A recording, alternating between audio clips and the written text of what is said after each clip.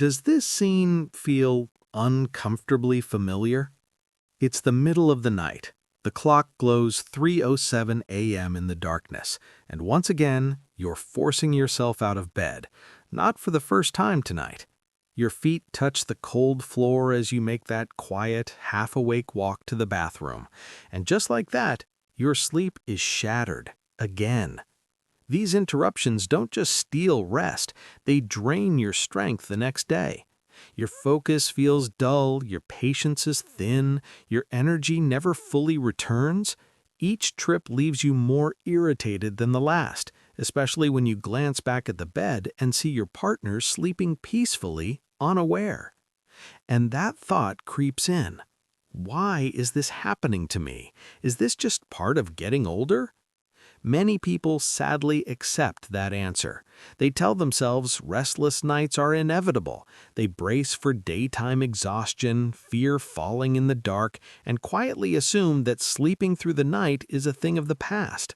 But let me be very clear with you right now. That belief is wrong. Interrupted sleep does not have to be your new normal. You do not have to surrender to endless nighttime bathroom trips and drained mornings. My name is Dr. Grace Prescott. I'm a physician with more than 2 decades of experience focused on the bladder and urinary system. Over the years, thousands of men and women have walked into my clinic exhausted, discouraged, and convinced nothing could help them.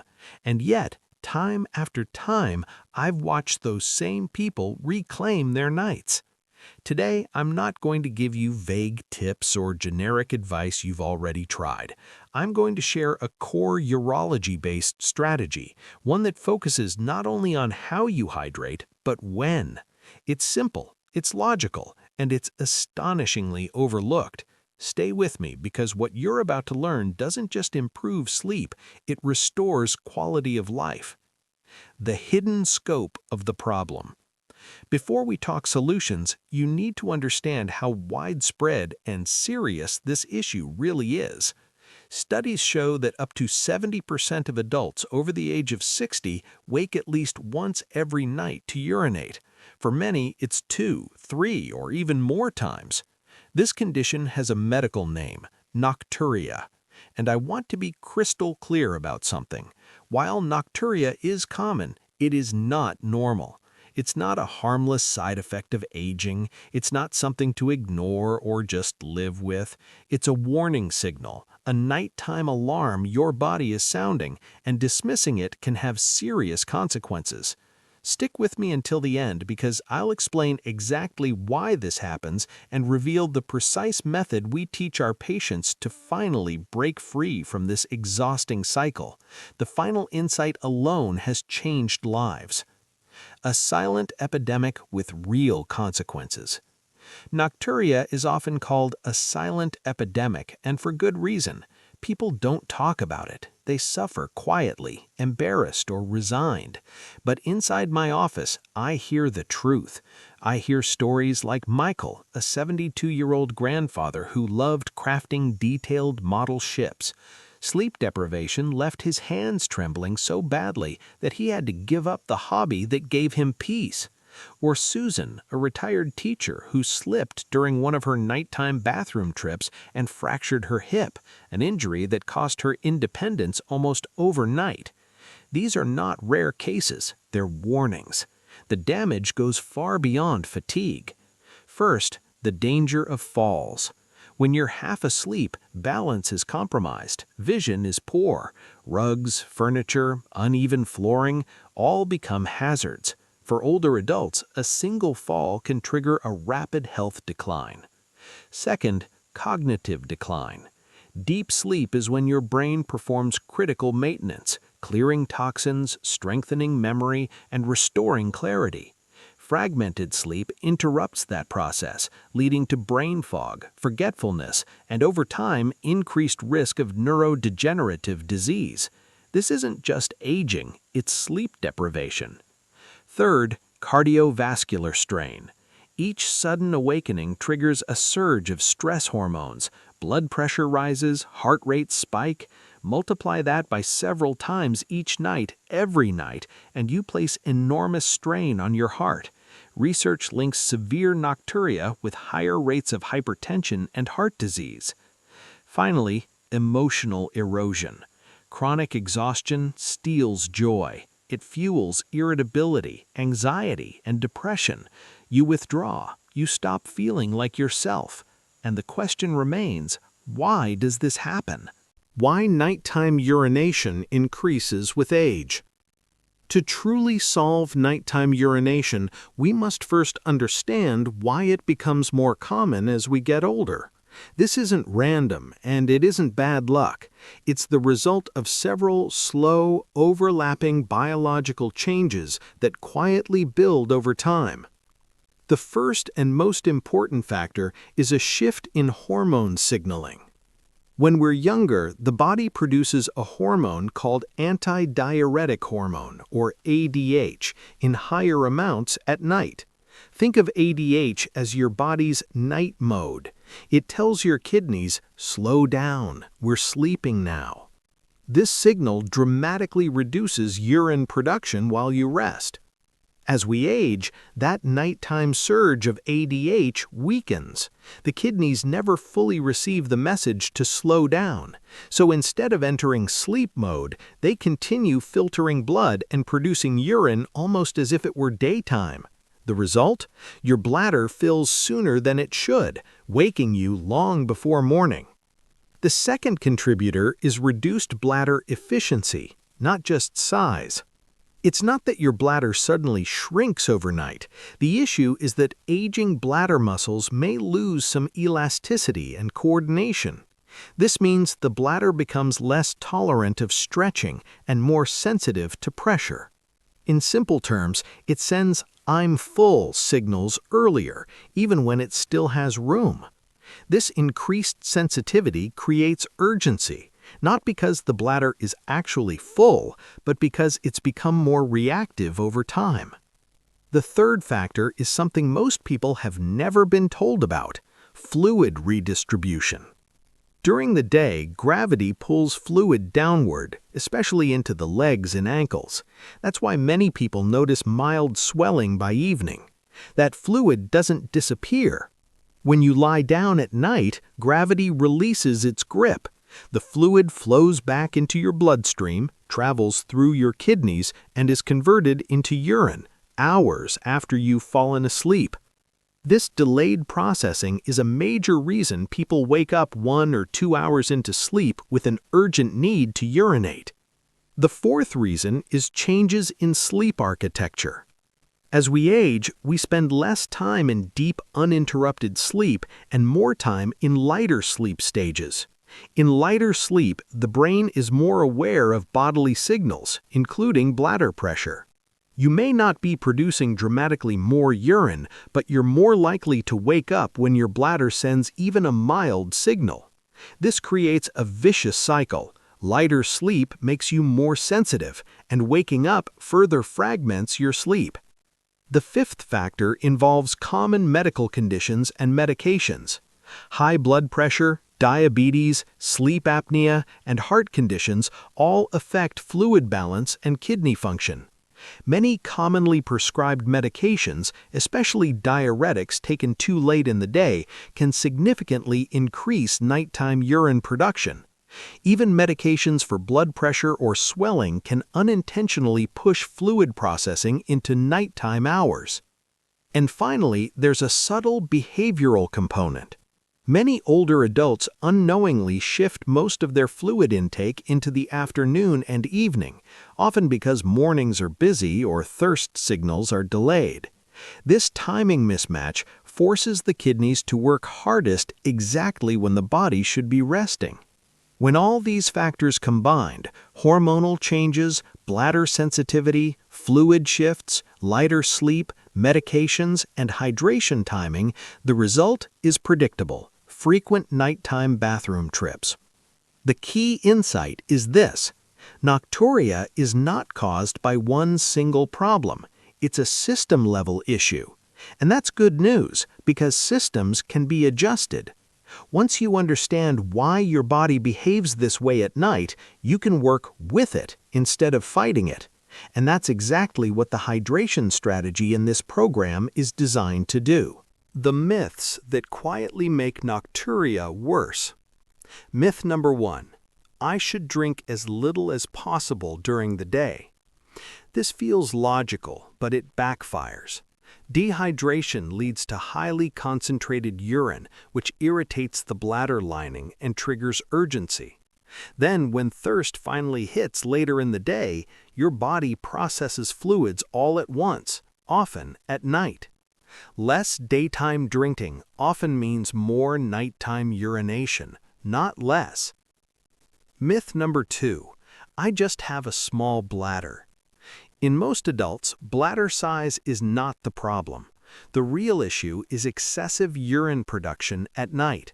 You can have a large bladder, but if the kidneys keep producing urine, you'll still wake up. Myth number 3. Alcohol helps me sleep. Alcohol is a powerful diuretic and suppresses ADH.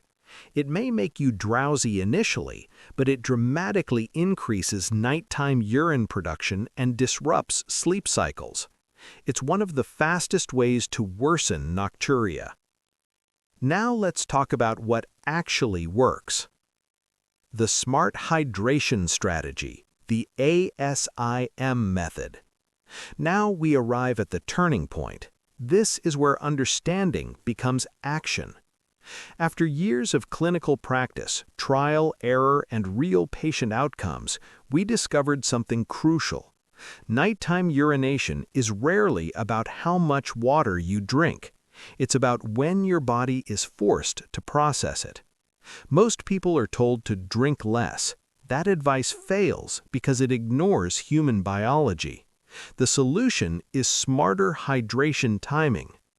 This is what we call the ASIM method, a simple, memorable system that works with your kidneys, hormones, and sleep cycle instead of against them. ASIM stands for Adjust, Soften, Stop, Integrate, Manage. Let's walk through each step carefully. A. Adjust. Front-load your fluids. The foundation of this entire strategy is redistribution, not restriction. Your kidneys function best when you are upright, active, and exposed to daylight. That's when fluid processing should happen. The rule we teach patients is simple but powerful. Consume roughly 70 to 75% of your daily fluids before 4 p.m.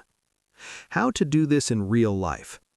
Begin your day with 1 to 2 full glasses of water within 30 minutes of waking.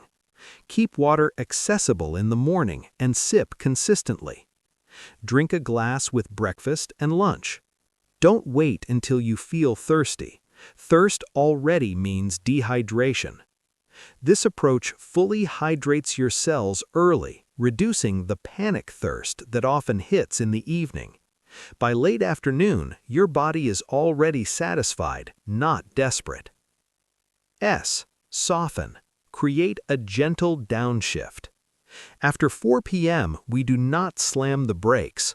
Suddenly cutting fluids sends confusing signals to the body and can actually increase nighttime thirst. Instead, we transition. Think of this phase like landing a plane, slow and controlled. From 4 p.m. until dinner, reduce fluid volume. Take small sips only when genuinely thirsty. Avoid mindless drinking while scrolling or watching TV. Dinner timing matters here. Eat at least 3 hours before bedtime. Drink only what's needed to swallow food, not a full glass. This gentle taper tells your kidneys, daytime work is ending, night mode is approaching. S. Stop. Protect the sacred 2-hour window. This is the most powerful step and the one most people resist. You must establish a 2-hour no liquid zone before bedtime. If bedtime is 10 p.m., last drink at 8 p.m., non-negotiable. Why this works? Your kidneys need time to finish filtering fluid and send the final urine to your bladder before sleep begins. Drinking during this window almost guarantees ongoing urine production after you fall asleep, a bladder that fills around 1 to 3 a.m., and a forced awakening you could have avoided. If your mouth feels dry, rinse and spit. Take one tiny sip if necessary, but never a full drink. This step alone often reduces one full nighttime bathroom trip within days. Integrate. I. Help water reach your cells. Hydration is not just about drinking water, it's about absorbing it properly. Without electrolytes, much of the water you drink passes straight through you. A simple upgrade. In your first morning glass, add a small pinch of unrefined sea salt, a splash of fresh lemon juice. Why this works? Sodium helps water move into cells. Potassium supports fluid balance. Better absorption means less late-day thirst. This tiny adjustment can dramatically reduce evening cravings for fluids. Manage. M. Eliminate dinner-time saboteurs. Even perfect hydration timing can be sabotaged by the wrong evening foods. At dinner, avoid spicy or acidic meals, bladder irritants. Sugary or refined carbohydrates increase urine output. High water foods like soup, watermelon, or cucumbers. Chocolate and caffeine. Alcohol in any form. Instead, aim for quality protein, cooked vegetables, moderate portions. Stable blood sugar and minimal bladder stimulation allow your body to stay calm overnight. Why the ASIM method works.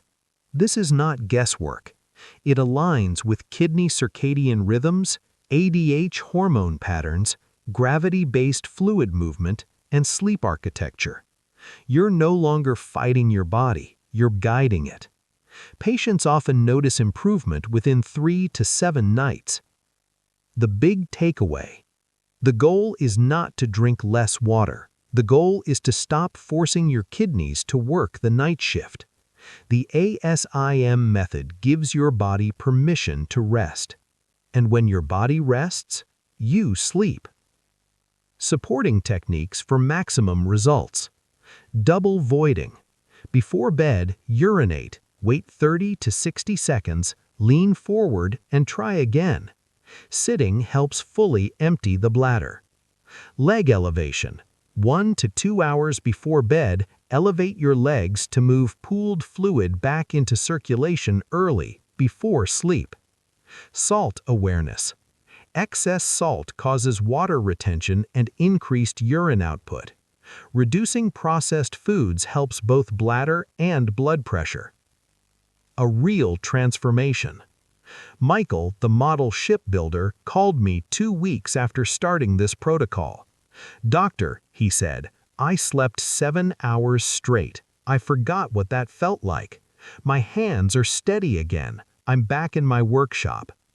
That transformation can begin for you tonight. Your action plan. Hydrate early. Reduce after 4 p.m. Stop liquids 2 hours before bed. Use double voiding and leg elevation. Manage salt and dinner choices. You now have the knowledge. The tools are in your hands. If this helped you, please 1. Like this video so others can find it. 2. Subscribe for more life-changing health guidance. 3.